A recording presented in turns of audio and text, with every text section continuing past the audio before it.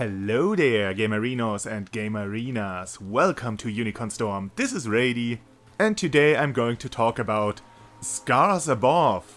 The game I bought because from some of the screenshots, especially with how the world looks and the main character design, it looked to me like a Returnal copycat game. So that was what hooked me, but yeah, that's not what the game is at all.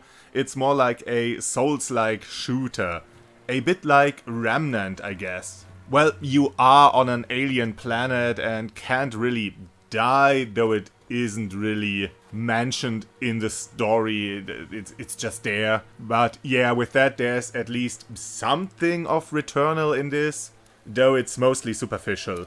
Aside from some of the art design. Well, maybe I'm just overthinking it. To be honest, this game reminded me in a lot of ways more of another game that recently released and featured an ingenious space lady exploring an alien world and learning about it by scanning all kinds of plants and animals, fighting the local fauna and discovering ancient secrets. Yeah, I am talking about Metroid Prime, that got a shiny new remaster just recently. And throughout my time I've already spent with this game up until now, I always wished I could be playing Metroid Prime. But yeah, the beginning of this game reminds me a bit of Mass Effect. God damn it, I have a lot of other games on my mind when playing this. Don't know why. But yeah, it reminds me a bit of Mass Effect, what with the slick ship interior design and the music.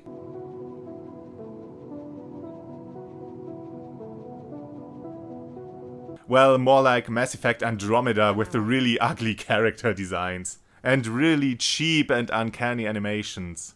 This game looks like a mid-tier PS4 game. A PS3 game at times. The Tomb Raider reboot had the same hair physics and... well, you know what game does look a lot better? I already mentioned Metroid Prime. This one was on GameCube. Yeah, the remaster has a higher resolution and received some touch-ups in places. But the base is still a GameCube game from 2002. And it looks a million times better. Not necessarily more detailed, though I'd call many of the details, and by that I mean the same patches of foliage plastered everywhere, bloat. Whereas in Metroid Prime, every piece of detail in the environment was intentional. And while the art design is fine so far, with some slick alien structures embedded in nature, kinda like Returnal, and some really disgusting corruption distorting said nature, on a technical level it just doesn't hold up. A lot of the stuff in your surroundings is just static. The glooby organic stuff is hard and solid as the rocks, and so are the plants. The muddy ground could just be marble with a weird paint job. And bodies of water don't really react to anything happening within. There's sometimes some bubbling happening, but that's it. And why has a PS5 game such bad pop-in? Look at this. Glowy things on, glowy things off. Monster on, monster off. Holy shit, this is bad. So where was I? I wanted to talk about the game's opening. When the game starts, you can explore the ship for a few minutes, weirdly talk to one of your co-workers, get tasked with building some tool you need to charge up some engines, and then the game crashed. Oh, we are off to a great start. So now we have this alien hostile environment full of dangerous creatures that we need to traverse through, not only to find our way back home, but also to find our remaining crew. The game world is, for all intents and purposes, mostly comprised of hallways.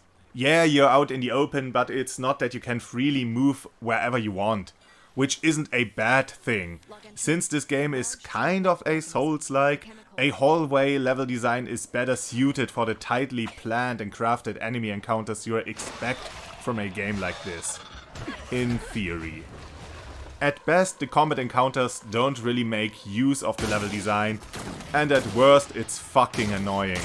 Enemies popping out of the ground or from underwater with no way of knowing where and when before it's too late. And nothing you can do about it before. Cheap ambushes with enemies approaching you from so far behind that even being careful doesn't help much. And it ruins its own set pieces with traps you can't trigger because of enemies surprising you from an unexpected direction. Metroid Prime also has enemies breaking out of the ground, but it's always accompanied by a rumbling noise before to make you aware of their presence. And as long as you don't recklessly charge forward, they will always appear a good distance in front of you, not right in your face. And what's with the weird invulnerability periods the enemies have? I don't have those. Enemies can just gank or combo me to death, so why are they immune to my shots just because I pulled the trigger too fast? I mean, it would make sense with some weak points, but not with regular shots on flashy enemies. But I will get to the weak points in time. And why aren't they interrupted by my attacks? But my animations can be interrupted by everything. Be it getting hit, or dodge, or aiming, or just getting weirdly looked at. Maybe it's just jank. I mean, you can't even count on the major mechanics working as intended. So you start off with a melee weapon, but the game is actually a shooter. And you don't want to rely on your little blade because enemies, as I've said, don't get interrupted and the hitboxes in this game are bad. Enemies can hit you from the other side of the street, it seems. Some enemies have weak spots, you have to shoot with the correct weapon, and it's a mixed bag. It works fine with your laser gun, but it gets really annoying when you have to use your fire thingy, because you need to charge it up for a moment. And the enemies where you have to use it hit hard and only give you a brief moment to fire at their weak spot when you get into their melee range. Maybe it's easier with keyboard and mouse, but on PS5 it's really not a good time. So yeah, a better way to kill the enemies weak to fire is to fucking freeze them and then shoot a million lightning bolts in their face. When it works and the frozen enemy actually stays motionless and not randomly spins around. But yeah, the freeze lightning combo is your best tool in pretty much all situations. Metroid Prime also has enemies with certain weaknesses where you have to switch weapons and use certain abilities, but it works consistently. If an enemy is armored, use rockets. If it's a Metroid, use ice. And if it's a boss, you can reliably trigger its vulnerability state. Not with this game. It kinda just does what it wants, when it wants to, and you're constantly at the mercy of this game's janky mechanics. The Soulslike design really hurts the game in this regard. Running, dodging and attacking uses up stamina that only slowly regenerates as long as you're not at a complete standstill. But enemies close the distance to you quickly or have uninterruptible ranged attacks, or they just don't get staggered or slowed or whatever else they're supposed to be when they should. So it kinda feels like you are artificially held back while the enemies are just cheating to get cheap hits in. That said, the elemental combo system is quite fun, but again, fire kinda got the short end of the stick. So wet enemies freeze faster and take more damage from electricity. And electricity even spreads through water. Ice and lightning even enhance each other. But fire is weaker on wet enemies and its burn effect doesn't last as long. And it's weaker against frozen enemies, and even gets them to thaw faster. The only thing you get for it is like an oil grenade to quickly incinerate multiple enemies. But since enemies more often than not ambush you and quickly move towards you from multiple directions, you won't get many opportunities to really utilize this. And you can melt some portions of frozen lakes to drown your enemies. But again, since you need to charge up your fire shot and enemies are fast, it isn't that useful and you're faster with your usual approach of fighting enemies. And this is one of the main problems with this game. There's just so many half-baked mechanics in this game. So many ideas that were either underutilized or badly implemented. Or both. Sometimes you have to examine objects in first person. There's nothing to it, you're just wasting your time. And it's inconsistent as for when you have to do it and what you have to do with it. There's some event reconstruction that's as nonsensical as it is in any other game with that system. But it's really useless in this game. And it even takes away from some of the environmental storytelling. There are some puzzle podests sometimes. There is a hypothermia system, which is actually a neat idea, but really shallow. If the devs really wanted to have this system in the game should have really focused on it. I mean, this is a whole game in and of itself. And even then, hypothermia isn't a big thing in Breath of the Wild, but even there it is a better implemented system. Then there's upgrade crafting, that's fine, I guess. There's nothing really to it. And well, a lot of mechanics get introduced and then seemingly never show up again, like doors you need to shoot and stuff. The game tries to have some Metroid-like progression with a growing arsenal that can be used outside of combat to open new paths. You can freeze water to get across swarms filled with piranha worms. You can activate machines with your lightning bolts. You can set these flash webs aflame with fire shots. And I guess later you can corrode metal grates with acid shots. But it's again very surface level and there isn't really a sense of exploration or accomplishment. You might find this one thing on your way that you have to come back to later, but it's not that there are lots of different paths to take. You don't explore this world, you follow the road, and it might lead you back to a gate or some alien machine. Don't think about it, you won't really miss it. And as for the tiny amount of exploration to find resources, well, there's sometimes a small room off the beaten path to find ammunition.